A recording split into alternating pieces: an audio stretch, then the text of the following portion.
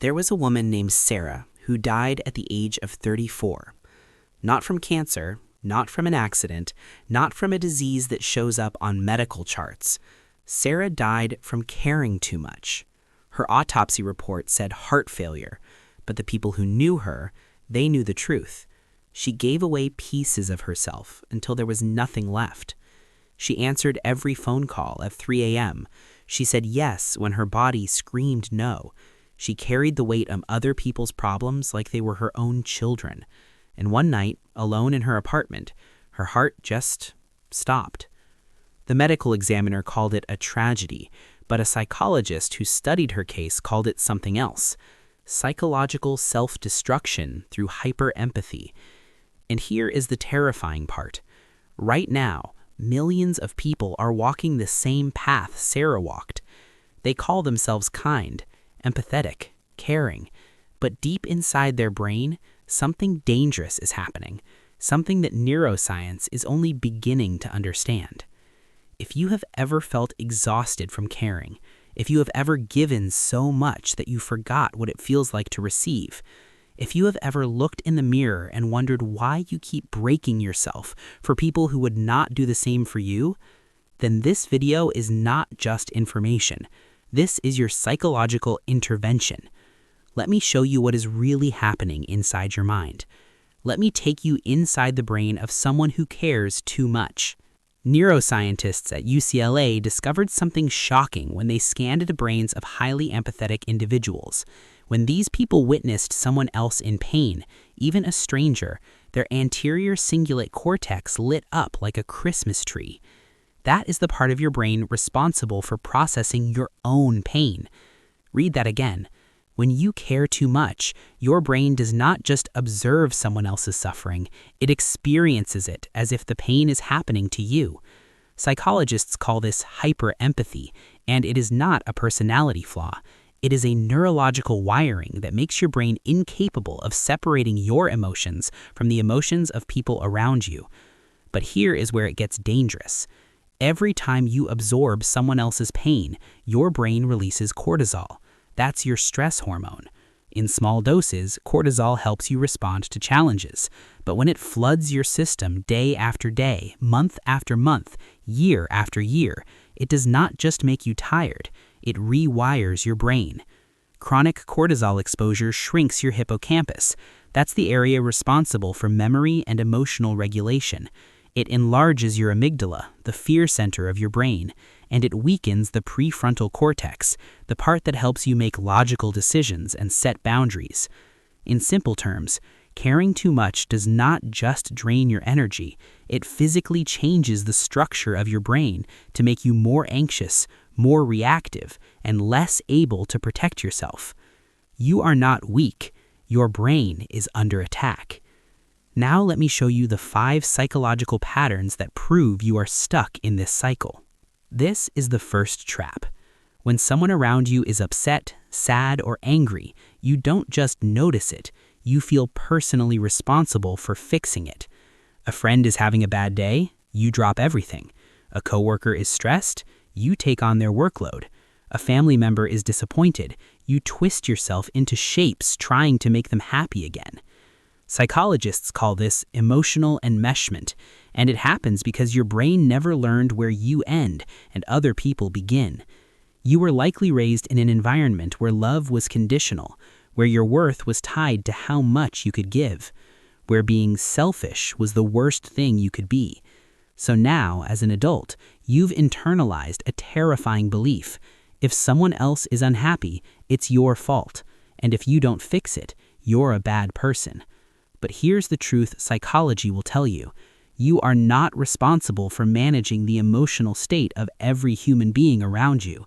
That is not love. That's codependency.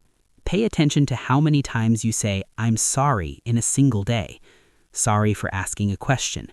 Sorry for needing help. Sorry for existing in a space where someone else is inconvenienced. This is not politeness. This is a trauma response. Dr. Harriet Breaker, a psychologist who spent decades studying people-pleasing behavior, found that chronic over-apologizers have one thing in common. They were taught early in life that their needs were a burden. So now your brain has created a survival mechanism. Apologize first, make yourself small, avoid conflict at all costs. But every time you apologize for something that's not your fault, you're training your brain to believe that your existence is something you need to earn forgiveness for. And that belief, it's killing you from the inside. This one cuts deep.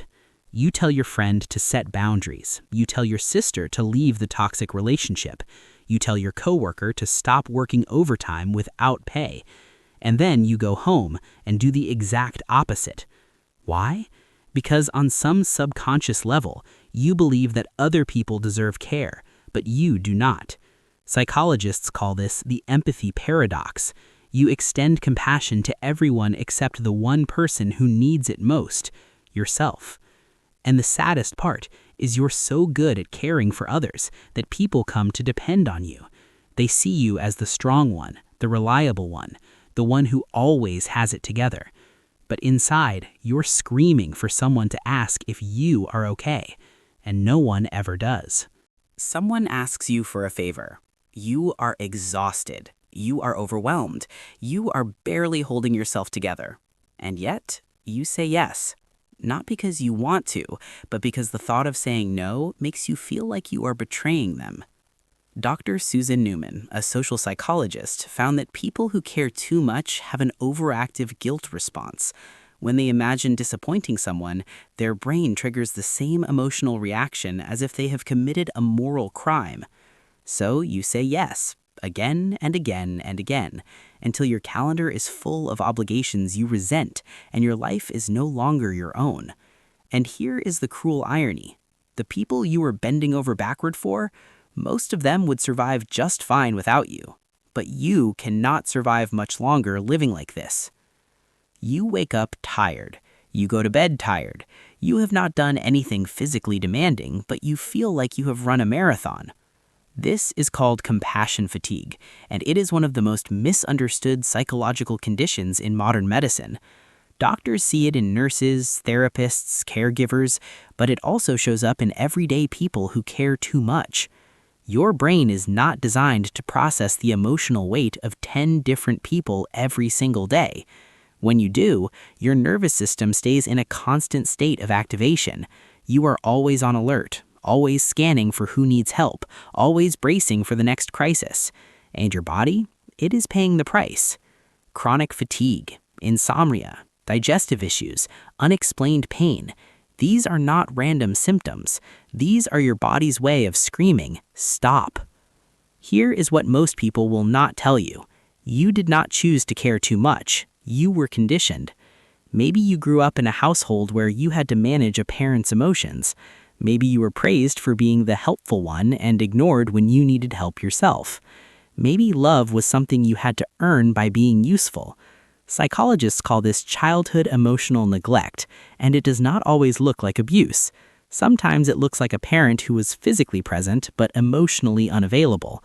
Sometimes it looks like being told, "You are so mature for your age," when really, you were just surviving. And now, as an adult, you are still playing that same role, still trying to earn love by being indispensable, still terrified that if you stop giving, people will stop wanting you. But here's the truth that will set you free. People who truly love you do not need you to destroy yourself to prove your worth. They do not keep score. They do not disappear the moment you set a boundary. And the people who do disappear when you stop overgiving, they were never in your life for you. They were there for what you could do for them. Let them go. I am not going to tell you to stop caring. That's like telling a bird to stop flying. But I am going to tell you this. Caring is beautiful, but caring without boundaries is self-destruction. Start here. One small shift. The next time someone asks you for something, do not answer immediately. Pause. Take a breath and ask yourself, am I saying yes because I want to or because I am afraid of what happens if I say no? If the answer is fear, that's your sign. Practice this sentence. I need to check my capacity before I commit. You do not owe anyone an instant yes.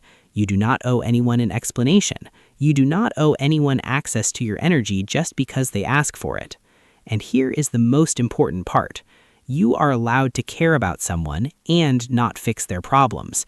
You are allowed to love someone and protect your peace. You are allowed to be kind and prioritize yourself. That is not selfish. That is survival. If you watched this video all the way to the end, that tells me something about you. You are not here by accident. You are here because something inside you is ready to change. So here's what I need you to do right now. Go down to the comments and type one word: enough. That's it. Just that word. Because today is the day you stop apologizing for taking up space. Today is the day you stop breaking yourself for people who wouldn't bend for you.